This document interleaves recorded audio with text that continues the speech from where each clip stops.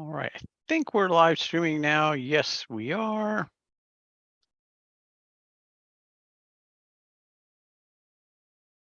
We should be live streaming. Yes. Okay. All right, everybody. Well, welcome. Sorry, it's always a little bit of a couple of steps to get it all streaming out, right? So, and recording. Well, welcome everybody to the June meeting of the Strand Astronomers. We haven't had very much luck with outside observing. 3 in a month have 3 in a month have been rained out. Unfortunately, that does kind of happen. I guess we've had a lot of rain every weekend, but maybe we'll have better luck this month, June 17th. So I will be out of town during that time, and Gerald will be, letting everybody know and making the weather call. So hopefully, well, you'll probably get a perfect evening, right? Out there. I just want to remind everybody when that's Saturday, June 17th, and if you do go out to Hampton Plantation, it will be there will be bugs. So I recommend being prepared. Bug spray is good, but I tend to find even though it's not going to be terribly cold, I tend to wear a sweatshirt and jeans, and that tends to really help keep the bugs at bay. So I kind of recommend that. It's real tempting to get out there in shorts, but they will they'll kind of eat you up. At least that's been my experience out there. So hopefully we'll get good weather on the 17th. So for observing. Yeah, and so the June newsletter is out. Thank you, Tim and Gerald, for the work you put into that. I appreciate Tim bugging me for make sure that I turn in my stuff on time. So, everybody can either see that in your email or it's on the website as well. So basically, all the newsletters that we put out, this is our 4th one, is there. So I think that's pretty much all the regular stuff. Did anybody have any other items they wanted to say to everybody before we start talking about what we were going to talk about tonight? This is Julie, and I'm new to the group. I live up in Calabash in North Carolina, which is right on the line above Myrtle Beach. And I'm just wondering if there are people in the group that ever go out more up this way. No? Well, I don't know. I don't know. I think there's people that live closer to that. I live pretty far south in the Strand. I probably live, well, not quite as far south as Ronnie, but I live you're probably the second farther south. So I don't get up there much. I don't know if there's any good spots up there. And we could certainly try to, if you know of anything that's good. I know we have some members who live farther north. I know some people, I haven't been there, but there are some individuals that have gone out to the Green Swamp to do some Milky Way photography. I actually don't know where that is, to be honest with you. I'm new enough to the area that I actually don't know where the Green Swamp is. So I'm just kind of wondering I don't like to go out alone. And just looking for other people that might be in this area that would like to kind of do some exploring. So that's all I wanted to throw out there. I see where it is. Yeah. Okay. So it's yeah. So it's up above Shalot. It's like between kind of like Shalot and Bolivia. Yes. So it's a fairly dark area right there. But I don't know. We'll have to see if we can get any of our members interested in going up there some night. Again, it probably depends on where you live, right? True. I don't know if there's a place where, we could do something on if there's a campground or something where you could do something on a weekend. I don't know. Well, we'll have to see if anybody's interested. I just wanted to throw it out there. I don't know if there's a way to like post it on, if you have like where members can post questions or just throw something out to the entire group. Well, you can send stuff out on the email list. Okay. And see if anybody's interested. Now, another place that we've done a few things with is near. I think it's near Loris. Is that right, Gerald? You want to Yeah, chime Play in on that one? Card. Yeah, Play Card Environmental Education Center. Yeah, that's near Loris. What is it called? Play Card, Okay. PLAYCARD. Okay. And it's an environmental education center. Ben Abercrombie runs it, and he's been great. And we've had like 3 educational sessions up there that have all gone well. The skies aren't as dark there, but they're pretty good. You can see the Milky Way. Okay. And they usually have staff out there too. So yes, they have staff and they have facilities, so it's kind of it's pretty safe. It's not like you're in the middle of nowhere by yourself. That's what I'm trying to avoid. So and that's closer for a number of our members. So yeah, I reached out to Ben just recently to see if he had anything going on, or if maybe we could. Of course, the weather's been kind of crummy, so we haven't been able to schedule anything with him. But before the summer's out, I'd like to schedule something up there. Yeah, and also I know Chris has a friend who's got some land or somewhere in that area. And yeah, it's a bit closer than Play Card, but yeah, we're welcome to go down there anytime. So, I mean, you can certainly see if people are interested in getting a trip together. I mean, we don't have to observe just on set observing nights. It's just those ones we have on the third Saturdays for this year. The third Saturdays are with Hampton. They advertise in advance, and those are the ones that we have listed. That we can plan. We plan pretty far in advance, but that doesn't mean those are the only times you can go out. In fact, we can use Hampton at other times as well. So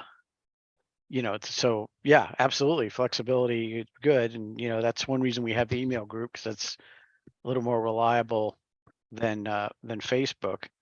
Okay. Because the email goes out straight away. So Thank you. I'll try that. okay, great stuff. Well, what I was going to talk about, if people are interested, is I was going to talk a little bit about tonight the stories of the constellations, if that's okay with everybody. Let's see. See if I can make this happen here on my. So I have a new graphics set up on my computer, so excuse me for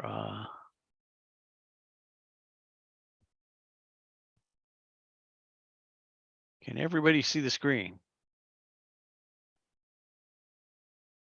Yeah, so we give it a thumbs up. Yes. Yes, I'll tell you these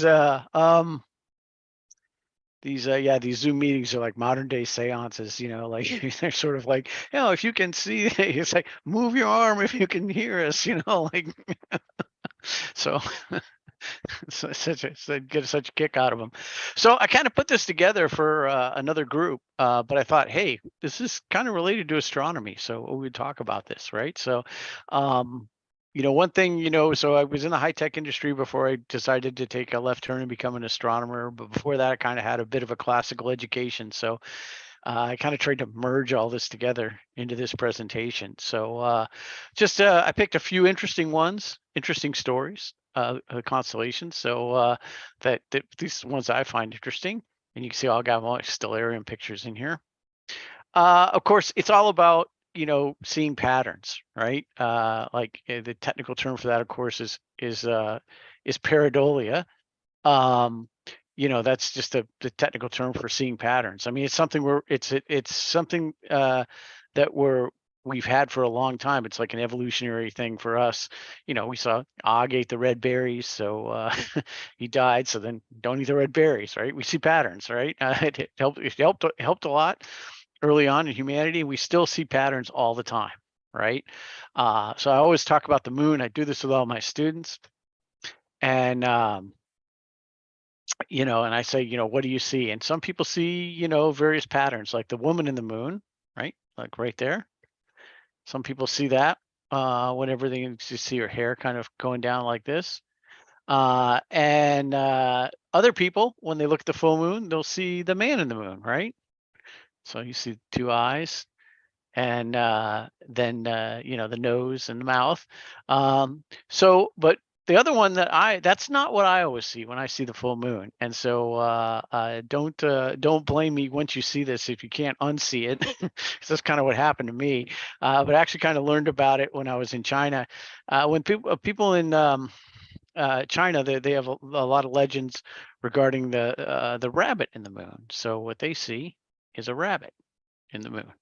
It's actually called U2, and in Chinese. And forgive me for the pronunciation; my Chinese pronunciation is terrible. But you know, you can see now that when you look at it, you see the ears down here, and I always see the rabbit now. So don't blame me if you can't unsee that now whenever you see the full moon, because for me that's what I always see now instead of the man in the moon. I just always see the ears and the rabbit. So it's really all about that when they look at patterns in the constellations, right? Let's see. Okay. So you really looking at the stars and finding patterns is as old as people. These are some really ancient carvings of some stellar patterns. I know they don't really look like it. I think they're Sumerian, I think, is where I got that from. These are some, if anybody is familiar with these caves in France, where they have a lot of cave paintings. Here's some where they're actually star maps. And you can actually see Taurus. You guys see the bull for some reason, and I don't really know why. I don't think anyone does. It's one of the oldest constellations. And there's actually not a lot of mythology associated with Taurus the bull, but it is one of the very oldest constellations. So for some reason, people saw that. Just kind of, if you kind of look at that cave painting, it's kind of hard to see from the actual painting there itself. But if you look at it, it's actually like Orion and Taurus. All the stars are kind of in there. So, and of course the Pleiades up there. So it's actually pretty cool. It's as old as people. And the other thing is, so I'm going to talk more about the Greco-Roman stories, right? That classical period, right? Each culture has their stories, the patterns they see in the star, and the stories behind them, and a lot of them are all unique, and they're all valuable and valid. But of course, we name the constellations. The IAU named them after the Greco-Roman gods and mythology, and so that's what I know. So that's what I'm going to talk about. And one thing that kind of throws people a little bit is you know, you think of ancient people, you think of the Greeks and the Romans being ancient people, but one thing they knew, the Greeks and the Romans, was that the world was old. Right, there had been people around for a very long time. Archaeology was a big thing. There were dynasties that could trace their lineage back more than 1,000 years. And what I always kind of tell my students, to give you an idea of that, is we take Cleopatra, and she was actually born closer in time to the moon landings than she was the building of the pyramids. So it kind of gives you an idea. There's this huge batch of history that happens even before the Greeks and the Romans. So that when they talked about things happening way in the past, they knew that it was way in the past, right? So it's not like everything was fresh for them. So it's just kind of a different way of looking at it. We tend to compress all that prehistory and everything into a really short period, but it's actually very long. There were lots of cultures that rose and fell prior to the Greeks and the Romans, right? And so some of these constellations and all kind of come like tourists from these very ancient cultures. But a lot of these ancient cultures weren't real big on basically anything but very basic documentation. I heard someone describe it once as the black and white period of history.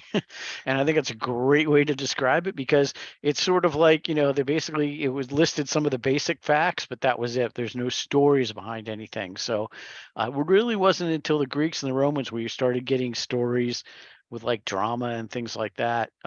Just culturally, they did that. Herodotus is the first one that did that.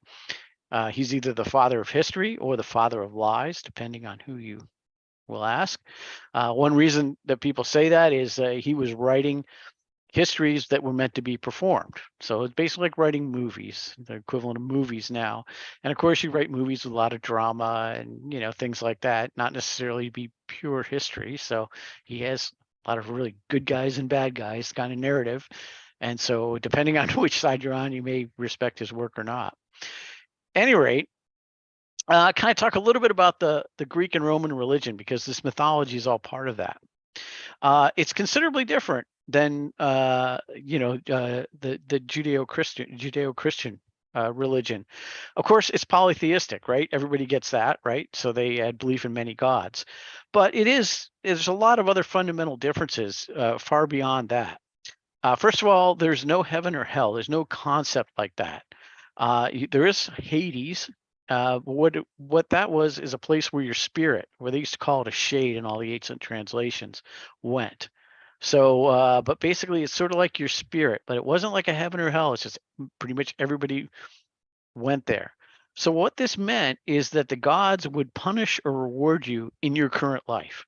So they would take it out on you now if they wanted to take it out on you, or if they wanted to give you stuff, they would give it to you now.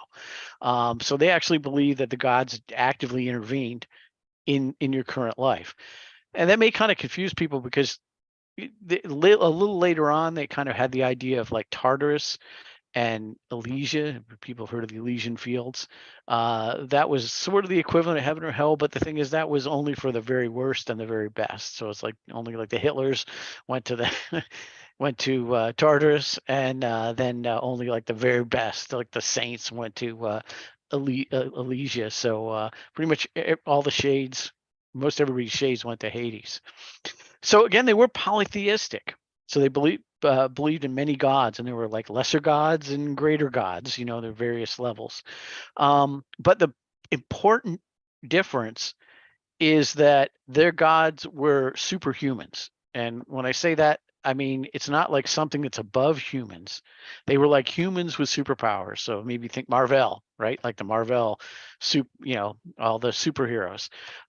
They were like that. They were people or they were basically fundamentally people, but they had all these, they were basically writ large. They had all these superpowers, right? Lots of humans with extra stuff. And of course, they were often portrayed as handsome, powerful, beautiful figures, all the statues and everything.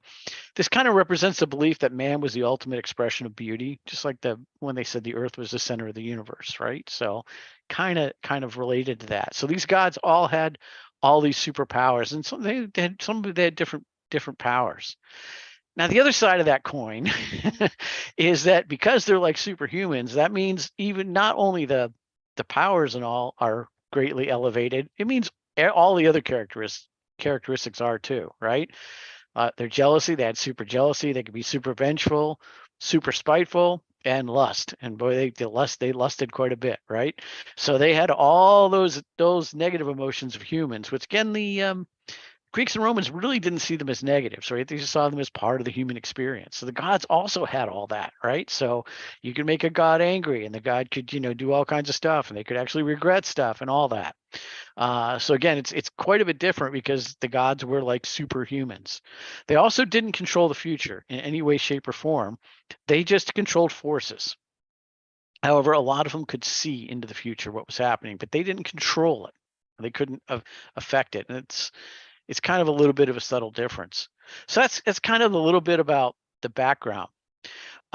So we call this, mythology, right? And you may say, well, that's not very kind to their religion, calling it a myth, but it really kind of isn't a slam on their religion. Not that there's anybody left that worships these gods, but it's they had a bunch of stories to illustrate the gods and the religious history, and they were and to talk about morals and things like that, but they weren't taken literally. They didn't assume that every word and every detail was true. They treated it like parables. They kind of understood that they were parables, and there were lots of regional variations. Same general themes, but lots of regional variations.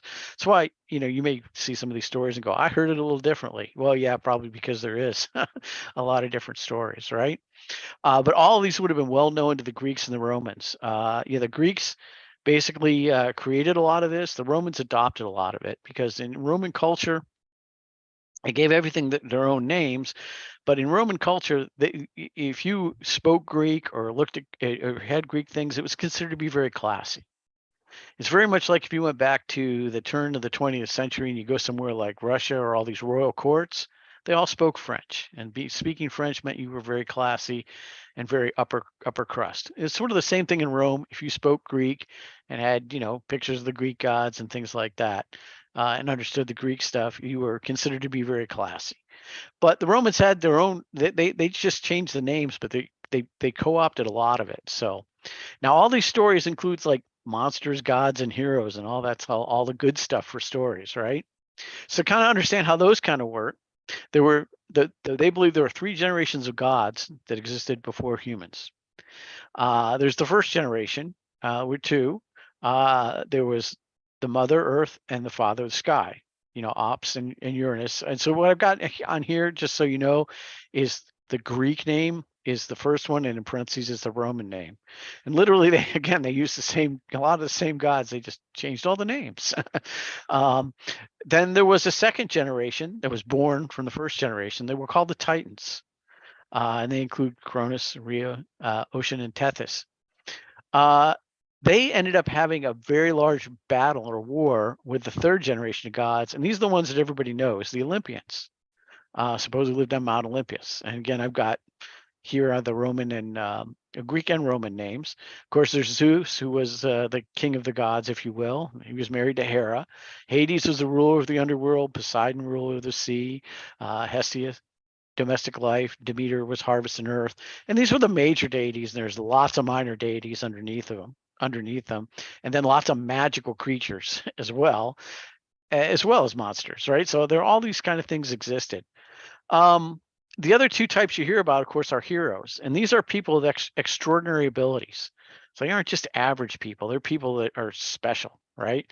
And a lot of times they are because maybe one of their parents is a god, or one of these magical people, or maybe the gods give them powers, right? And they'll do great things, right? Hercules or Heracles in Greek is one of these heroes. They also believe that the early inhabitants of the earth were monsters, and that in the wars between the Titans and the Olympians, they were kind of used like soldiers, right? So there were all these different monsters. So they believe a lot of these monsters existed at one time or another. Examples like the Cyclops, Tale of Odysseus. He was an early one. Giants, they believed in giants and all kinds of other monsters. So that kind of spices up the stories quite a bit. Okay, that's sort of the background on a lot of the stories. And of course, we look at our constellation map. So this is just sort of a projection of the sky, various constellations. I won't spend a lot of time here with this group because, you've seen some of these constellations before. But one thing's kind of interesting. If you look in the middle, it's like right basically in the middle. I'm not sure if you can see my cursor. Right here in the middle, there's this area that's called the astronomical sea because it has constellations that are related to water, like Pisces, Cetus, the sea monster, Eridanus. It's a very odd way to spell it on this particular slide. I noticed that when I was doing it this morning. That's Eridanus, the river. There are like Pisces Austrinus, Aquarius, the water bearer, and Capricornus, which of course Capricorn, it's basically like a sea goat. And one thing I kind of like, that's I always thought kind of cool, and it's one of my favorite constellations, even though it's not very big or not very elaborate. It's up here. It's Delphinus the dolphin. You can see he's kind of leaping out of the sea, and I think that's kind of cool. So that's there's an area that's sort of like where they clustered a lot of water constellations. So what we'll also talk about here is the Oracle at Delphi. That's the other part of the story. You hear a lot about that. People say they'll go to the Oracle and go to the Oracle. A lot of stories start that way. Some of the stories we'll talk about today start that way. And this is actually a picture of the Temple of Apollo in Greece, where the Oracle of Delphi was. It was a real thing. It was not. It's not something that was completely made up. It was a real thing. Ran for many, many hundreds of years. A lot of people when you think about it in the stories, they think about like the magic mirror, mirror on the wall, tell me this or whatever. When you think about the Oracle of Delphi, but that's really not the way it worked. The Oracle was actually a person. It was actually Pythia, who was a priestess. And again, wasn't the same priestess over the 800 years or so that it ran, but it was there'd be different generations of priestesses that would take over. What you would do is you would bring her gifts, and a lot of times, especially if you were a king or something, gifts need to be kind of commensurate with what a king would bring. And and then she would basically, this picture on the right kind of gives you an idea. There's basically supposed to be like some kind of volcanic crack or something there that like issued vapors or whatever, and so she'd kind of like stand over that and kind of get a good buzz going. And then supposedly Apollo would whisper to her and tell her the prophecy. Most of the prophecies seem to be very vague, written like sort of like a Nostradamus thing, how sort of couched in some kind of weird poem, right? So you kind of had to interpret it, and it could be interpreted lots of different ways. Of course, one of the most famous is the king of Lydia, who wanted to know if he wanted to go to war against the Achaemenid Persian Empire, and he went and he asked, what will happen if I do that, and she supposedly said, well, a great empire will fall. So he took that as rock and roll and went and attacked the Achaemenid Persian Empire and basically destroyed his kingdom, right? So technically it was correct. I mean, other than that, we don't actually know a ton about how that worked, even though it ran for 800 years. It's there's very little information. One of the big problems in this era of history is there were a lot of things that were the same for a long period of time, like hundreds of years. And so they kind of assumed everybody knew it. And so a lot of literature doesn't cover any of the details, and it's very sparse on how it actually worked. We know a few things about it, but that's it. You also see this a lot with combat at the time, because so many the style of fighting was so similar for literally almost like 1,000 years, and most everybody, a lot of people in the audience would have been veterans. They never put any of that in the literature of the place. They just sort of like they kind of gloss over that and hit other points in there, so we still don't know a lot about it. So all right, that's enough of the history. So we'll talk a little bit about Perseus, and I picked a couple of good ones, at least ones that I think are really good. Perseus is one of my favorites. It's a very early story. For example, Perseus is the great grandfather of Hercules. So he was the greatest hero for a long time before Hercules came along and became the greatest of all the Greek heroes. So basically, this is he basically there was a king called Acrisius, and depending on which version of the story you believe, he either had a wife, Danae, or a daughter, Danae. Either one works either way. Acrisius went to the Oracle of Delphi, of course, and her prophecy was that he would have a son that would kill him. So he basically was like, well, okay, that's a problem, and I know how to fix that. And so basically he locked away Danae, or maybe his grandson will kill him if it was his daughter, but either one. He locked her away in a room and didn't let anybody see her, and he's like, okay, problem solved. Of course, Zeus from up on Mount Olympus spies her and decides he really likes her, and of course that she looks pretty good. So he decides he's gonna, let's say, visit her.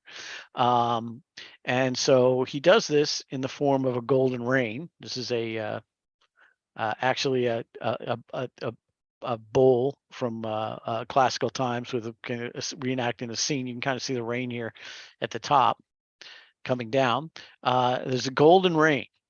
So he kind of visits her, and she ends up getting pregnant. And she has a son. This is Perseus. Of course, now Chryseis has a problem because now all of a sudden she's pregnant and he's like worried about the prophecy. But, again, and this is also kind of an insight into the Greek and Roman idea of morality, right? Instead of just like putting him to the sword, right? He knew that would not only be wrong, but also, again, he had her locked away. So he kind of suspected maybe the gods had something to do with this. And you don't want to bring down their wrath on you. So the way they kind of looked at it is, well, he says he basically set them in a box, closed them in a box and set them afloat in the sea. And the idea is, I didn't kill them. I just put them out there. And if the gods wanted to be saved, them to be saved, they'll be saved. Right. And that was a very typical way that either Greek or Roman would rationalize that kind of thing, right? So, it kind of made a lot of sense at the time, right? So he sets them afloat in the box, problem solved, right? It was very common. You'd see a lot of this kind of thing. Like every generation, Rome had the Vestal Virgins that would serve for like 30 or 40 years. And there was almost every generation, there was some scandal involving a Vestal Virgin and some young man. And so their solution was, well, to see if she's innocent or not, they would take her and they'd like bury her in a vault for like a couple of weeks. And they say, well, if she's innocent, then, the goddess, will provide for her, so they kind of would do that. Well, anyway, so they're floating a box, but it doesn't really go according to plan because they actually get rescued by a fisherman called Dictys and taken to the island where he lives, right? And so this is actually a picture. I got various artwork from various generations. It's funny, you see many of these myths, there's artwork that's been done for literally like 1,000 years, and there's a lot of different variations on it. So I just grabbed some pictures. Here's a picture of supposedly Danae and Perseus and being rescued by Dictys and somebody else, right? So Dictys will actually take and raise Perseus as his own son. And I'm having a little trouble here. Okay. So the big problem was that his brother, with Polydect or Polydectes, depending on the way you pronounce it, falls for Danae. And he's like, yeah, I'm going to marry that girl.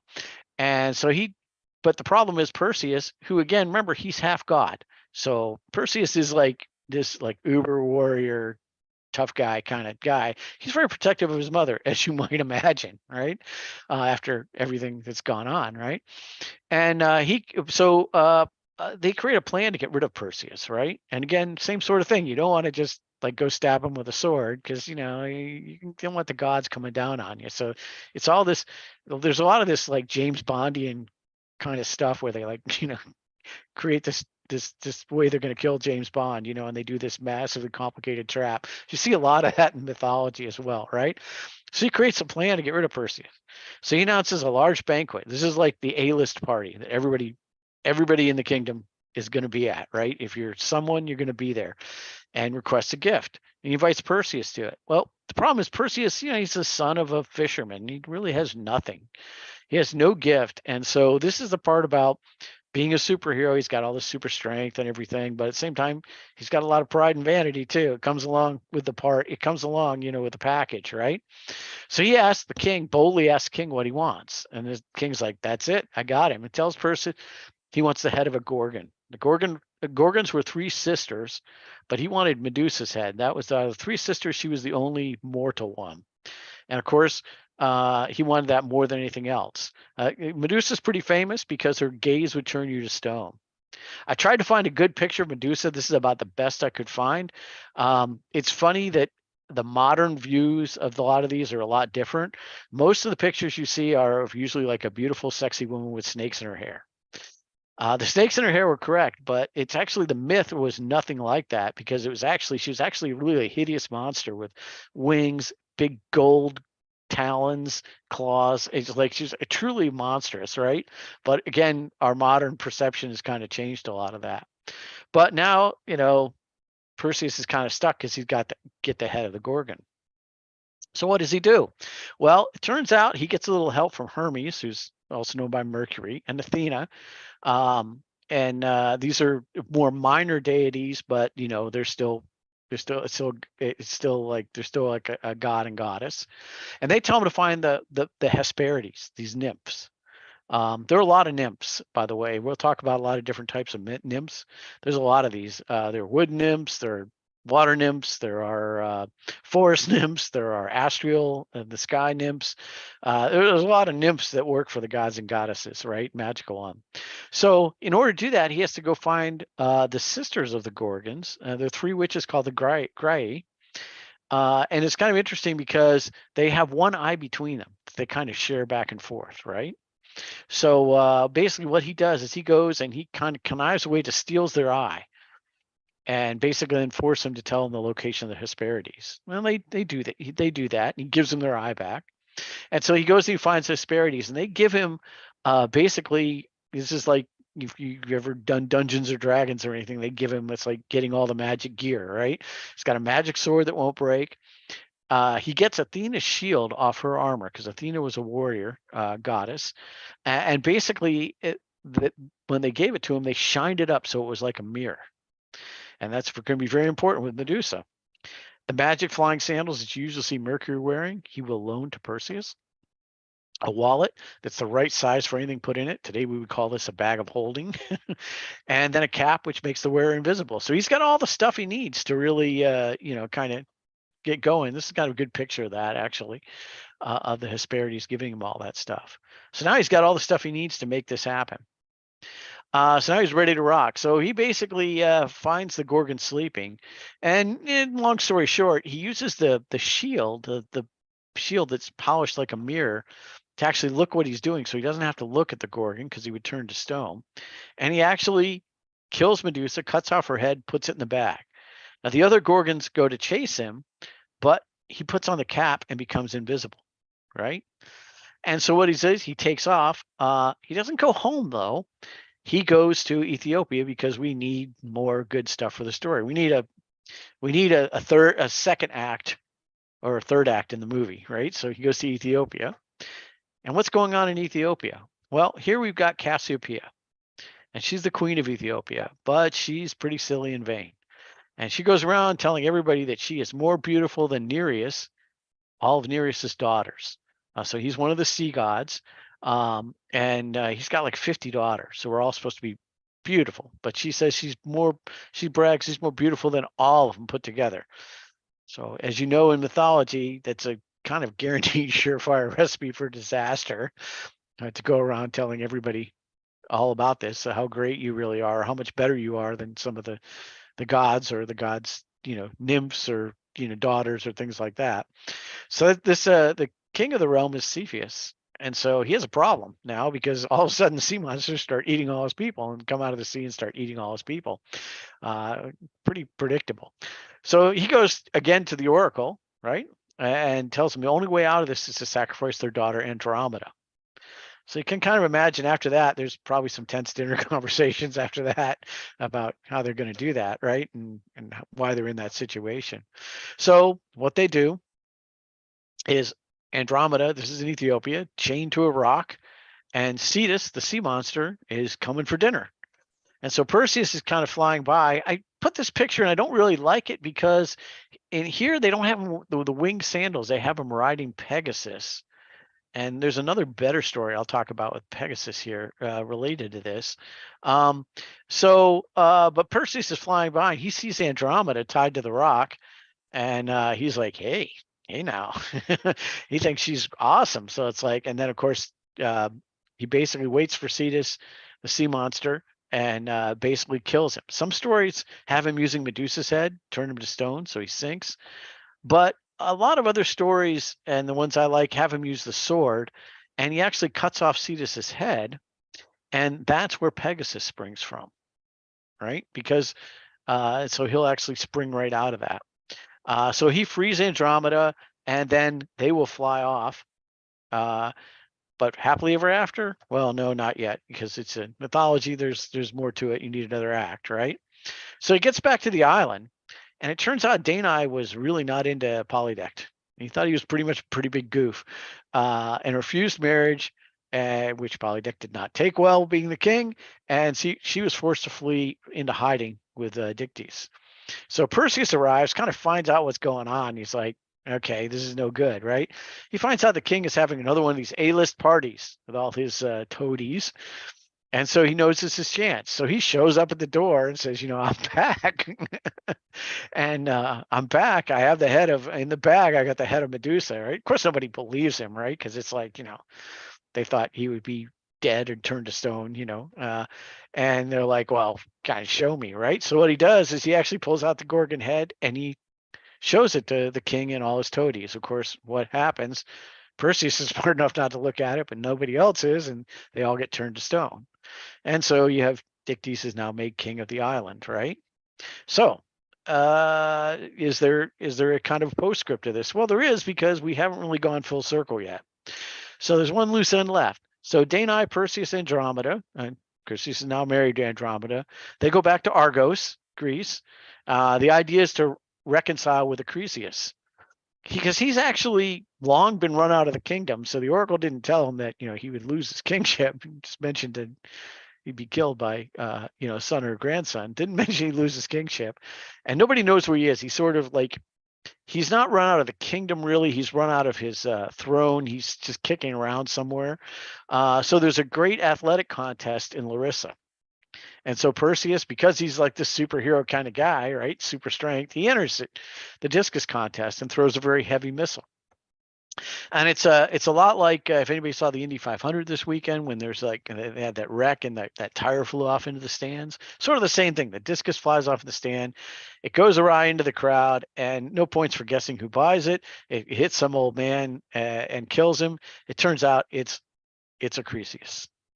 So the prophecy actually came true, because Perseus actually did kill Acrisius, even though it was totally unintentional. Then you get into happily ever after. And so they will have a son who was actually going to be the grandfather of Hercules. And one thing about Hercules is the gods will work with him because they want him to be a greater hero than Perseus, right? So Zeus wants him to be the greatest hero. So there's actually a lot of Perseus related constellations, I'm sure you all know from what we talked about, right? In this northern area of the sky, above the celestial equator. So it just kind of did this part. So we've got Perseus himself is right here. I just kind of zoom in a little bit on that. And one thing that's kind of interesting is this is meant to be Perseus, and I like the art's pretty good in Stellarium because it's actually got an old Greek style helmet, and it's the shield, but he's also supposed to be carrying the head of Medusa. And here's Algol, which is supposed to be the demon star. So that's actually the part that's the head of Medusa is Algol. So that's kind of neat. We also have up here, we have Cepheus right next to Cassiopeia, king and queen of Ethiopia. Of course, the lazy W, everybody kind of recognizes that. So here's kind of a picture of the artwork of that. So you have King Cepheus and Cassiopeia right next to each other. The other ones you have are Cetus, the sea monster. He's right down here. That actually looks pretty much like a sea monster. So that's actually a pretty good one. And then the last one you have last two you have are Andromeda and Pegasus. And so the reason I kind of like the idea of cutting off Cetus's head and Pegasus emerging is we only get the forepart of Pegasus, right? You don't get all of them, right? So I think that's, to me, I think kind of makes sense that he was emerging here. So you have the great square of Pegasus, and attached to that is Andromeda right here. Got Perseus right here, and Cassiopeia and Cepheus right there. So all these are kind of like tied together in the same thing. So that's pretty cool, I think. So that's one of my favorite stories. Of course, I usually put this up here and ask if anybody recognizes this constellation. So of course, I'm sure you all do, right? So it's Orion, of course. And basically he's usually shown with some kind of lion skin in the artwork. I'm not really sure why, because he doesn't really have a lion story associated with him. But this kind of comes from the story of Artemis and Orion. Okay, Artemis. So basically, Artemis is the goddess of the hunt, right? So she's like the goddess of all the hunters, and she's like supposedly the most skilled hunter out there. Orion is he is strictly immortal, amortal. He is not immortal. He doesn't have any, like god blood in him or goddess blood in him, but he is supposedly a very good hunter. He's like supposedly just he's supposed to be an awesome hunter, very skilled. He's supposedly exceedingly handsome, and just like like he's like charming, handsome, awesome athletic hunter. He's just like Mr. Totally cool, right? And so let's talk a little bit about that. So Orion is chasing after another one of the nymphs, actually one of Artemis's nymphs called Merope. All these nymphs were very beautiful, and he's chasing after her. And so she goes to this particular island, and he follows with his hunting dogs. And he comes upon the 7 nymphs. There's actually a group of 7 nymphs, and yes, I don't actually know why there were only 6 in this picture. There a lot of them have six, and I'm not sure why, but there were 7 of them at the time. Maybe Merope is somewhere. He obviously goes charging in, and they all, basically try to run, but he runs after him, and he's a pretty good athlete. So, and basically they scream for help. And so what happens is Artemis actually turns them into birds, doves, actually, a lot of the stories have, so they can fly up into the sky.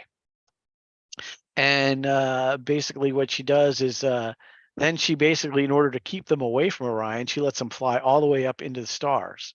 And so all these 7 nymphs will be up in the stars. And we'll talk about where they are in a little bit. So she goes to basically have a discussion with Orion, right? Of like, stop chasing my nymphs, like stop doing this. It turns out Ghost talks to him, and it turns out actually they kind of like each other. And they're both great hunters, and it turns out they start spending a lot of time together and telling stories by the campfire and going hunting together.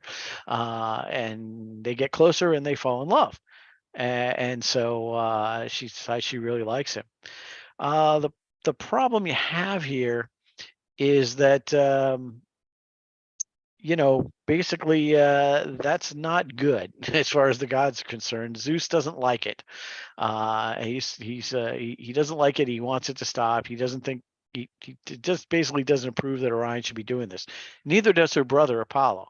By the way, Artemis, her brother is Apollo, which is why NASA is calling the new moon missions Artemis, because Artemis is Apollo's sister. So there's a tie in there. So what he does is Orion one night has this nightmare that this giant scorpion comes up, and that he can't kill it. His sword can't penetrate. His arrows can't penetrate the armor of the scorpion. He wakes up and thinks, wow, that's really bad. Walks outside, and well, ta-da, there's a giant scorpion sent by Zeus. And it's a very tough scorpion, and he can't kill it. So basically what he does is he says scorpions can't swim. I assume that's correct. I actually don't know whether scorpions can swim. I don't think they can. And so he jumps in the water and starts swimming away. But, the gods don't like to really be foiled. And so what happens is Apollo, who is also not a fan of Orion, waits till Orion gets pretty far out there, because Orion's a pretty good swimmer. And then she goes to Artemis and she says, hey, you see that guy out there in the water? Like he was just like stealing some of your stuff or whatever. And so Artemis takes and shoots her bow, and basically will, let's see. Yeah. He says, and shoots her bow, and she's like a really good archer, and basically shoots an arrow in there and kills Orion. And Apollo's quite pleased with that because he wants Orion out of the picture. Of course, when Artemis realizes what's happened, she feels horrible, and she goes out in the water, tries to swim out there and tries to save him, but it's not happening. He's gone. So what she does is she basically gets Orion put into the stars, and that's why we have Orion right here. And we also have the scorpion. Zeus will also put the Scorpio, in the sky as well. But when you look at it, and this is actually not Orion, this is Sagittarius from an unrelated myth. But if you look at it, supposedly according that what what Artemis does when she puts Orion in the sky is puts her up so that when Orion's setting, Scorpion's rising. The Scorpion's setting, Orion is rising, so that they won't trouble each other, right? So they're actually, that's why they're spaced basically this far apart. Actually, when you look at Orion, there's a lot of other related constellations. There's, of course, Orion itself. There's Lepus the hare. And, this is one that kind of looks a lot like a hare, right? Do you look at the star pattern? I always think it looks like it. There's also, Canis Major. And this one I think really looks like a dog, right? You see his head, star pattern. I can see that being a dog, 4 legs. And they needed to find one for Canis Minor. So they actually have Canis Minor up here. And this asterism really doesn't look much like a dog. In fact, it's 2 stars connected by a line, right? I heard when I was in the planetarium, some person said, and I'd give them credit if I knew their name, said it looks more like a dog's stick. And I think that's a pretty good description. You kind of got to use your imagination. I think it's just because they wanted a constellation for Canis Minor, and so they kind of just put it there, right? So related to that, yeah. That hair looks like the one that's on the moon. Yeah, From kind China? of. I don't know. I'm not really familiar if that's also a rabbit in Chinese. In Stellarium, you can actually, if you go into the markings in the sky culture tab, you can activate different cultures and their pictures and their asterisms, and it's really pretty interesting to do. But I actually don't know those off the top of my head. All right, thank you. You also have Taurus up here, Taurus the bull, and again from a completely unrelated myth. Not really sure why he faces off against Orion, other than he's there. Again, Taurus is probably one of the oldest, if not the oldest constellation. Comes back from a very ancient culture. I'm not really sure why. But why I talk about it here is it is related to the myth in a way. Because if you look right here, you have the Pleiades, or the 7 sisters. And these are the nymphs that Orion was chasing. And so supposedly artists put Orion up here so he'd be chasing the nymphs. Actually, the other thing that's kind of cool about that, here's a picture of the Pleiades, and here's a kind of more fanciful picture of the actual nymphs themselves, right? Is that if you wonder about the Japanese company Subaru, well, this grouping is actually called Subaru in Japanese, so that's why Subaru has that logo, a little astronomical tie into modern culture, and that's why it looks like a series of stars, so it is related. The last one I kind of wanted to talk about, I know we're running a little short on time. Ian, just of interest there as well, the nebulosity around Pleiades is known as Merope as well, which is what he was chasing. Yeah, thanks, Chris. Yeah, so it's so it's kind of a tie-in with the story. So of course everybody recognizes this, right? You recognize the Big Dipper here. Of course, that's Ursa Major. And again, this is another constellation that kind of looks like a bear, as far as I'm concerned. In this little area of all these constellations are actually kind of all related. So we'll talk about that. And there was another nymph called Callisto. And this is also a nymph of Artemis, right? And so she was a nymph of Artemis. This is another statue of Artemis. But she was supposedly very beautiful, and she vowed chastity to Artemis. Of course, that was before Zeus saw her and said, "Wow, yeah, she's pretty good looking." So, I'm gonna date her.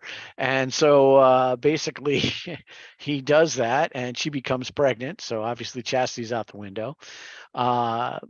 She becomes pregnant and has a son, and of course, Hera, Zeus's wife, is not crazy about the whole situation, right? It's not exactly the best thing for her. It's not exactly the best thing, and she's pretty upset about all of it. So what she will do is she will turn Callisto into a bear, into a big bear. So she'll do that, and so Callisto has to wander the forest, and she still knows who she is. She knows she's a bear. She's at the bear. So she basically spends a lot of that 15 years kind of avoiding hunters so she doesn't get killed, right? Because no one knows that it's her. And then so after this 15-year period, sure enough, one day, and this is actually another graphic, an ancient graphic that's kind of restored a little bit. The son, Arcus, was walking through the forest and basically doing some hunting and runs across the bear Callisto, right? And he goes to kill the bear. This has a bow. A lot of the myths have a spear, which probably would have been more realistic. And so Zeus sees this and basically doesn't want it to happen, and so basically sends down this whirlwind to sweep them up into the heavens. And so that's where we get, first of all, we get Ursa Major, the great bear. So this is meant to be Callisto, right there. So I give a little bit better picture of that. And then Arcus is a lot of people think it's Bootes, right by it. So that's her son. And he has the 2 hunting dogs. Again, this is another one of these constellations. I think they needed to put it in there somewhere. So it's basically 2 stars with a line in between it, right? So he said, okay, that's Cain's Venecti. So that's the hunting dogs related to that. So that's the story there. But this is just a close up of that. There's another variation of the story that said instead of Bootes, that what they did is they turned Arcus into a bear, and that's why we have Ursa Minor right there. That's supposed to be Callisto's son. And of course, there's Polaris, right? And so there's another variation of the story on that. There's a lot of little variation in the details on this particular story. But one of the cool things about it is they said Hera was still very mad at Callisto. So even though she couldn't stop them from being in the stars, what she did is she made sure that from mid latitude. So if you look at, like, this is actually took this 45 degrees. Let's see. Yep. So wow, it's like not animating at all. It's like really very slow. But basically what you see is the bear, the Ursa Major will never be able to bathe in the waters, right? So that's why it's circumpolar when you're like fairly when you're at like 45 or 50 degrees latitude, right? Now it's actually, that was actually really slow. But you see it doesn't actually, if I run it back, you see bear can never really bathe in the waters, right? So that's what the ancient story said. The reason it was circumpolar was because Hera wanted to make sure that they would never be able to bathe. So that's kind of the just a quick view of some of these of some of the stories, a couple stories of the constellations, a couple I like, kind of my favorites. So there's a whole bunch of them, and like I said, you can also see a whole bunch of, you can also, if you go and read on the internet, you probably find a ton of alternative stories for all those things, right? There's no one, there are lots of regional variations, right? If I may, the one I like is call it the Big Dipper, because that's what the story's about. Is when the cup is down, it's summertime, and it's gathering water into the cup. In the wintertime, it goes up. In the springtime, it starts to tip over. And then when the harvest time comes, that's when it's pouring the water down, which is the rainy season in the spring. Right. And you can, there's just tons. I mean, there are so many of that type things. There's some really fascinating Native American legends associated with the stars. Some of the Asian ones are pretty interesting too. Well, they're all interesting. There's some really good African ones. So that's one of the cool things about Stellarium too, is you can see a lot of these artwork from different cultures, and it's actually really interesting. Again, I just happen to know the Greek and the Roman stuff, so I can actually have the background for that. But someone this morning was asking me about the names of the stars and what all it means, because most of them are Arabic, and that's actually something I don't really know. So it'd be interesting if anybody were to research that and wants to talk about that, right? So It'd be interesting to see what the Africans had for their constellations. So I remember in South Africa, I had difficulty for some time identifying Orion as a hunter because he's upside down in the southern hemisphere. Right. Or as everybody in Australia said, you know, when I was in school, when Swinburne was like, they said just right side. I said, you guys see it upside down. So yeah, but you're right. It is. It does kind of change the perspective a little bit. And Stellarium's got a lot of, especially in the newer versions, it's got a lot of good sky culture stuff. So, and there's a lot of other websites as well. So it's pretty interesting to kind of think about all this kind of stuff, you know, and just get a little bit of background, you know, instead of just the science stuff. So. Anybody have any more questions? That was really interesting, by the way. Oh, you're welcome. I'm going to go ahead and stop the recording and we can talk business stuff. So thanks everybody who's watching the recording. I can actually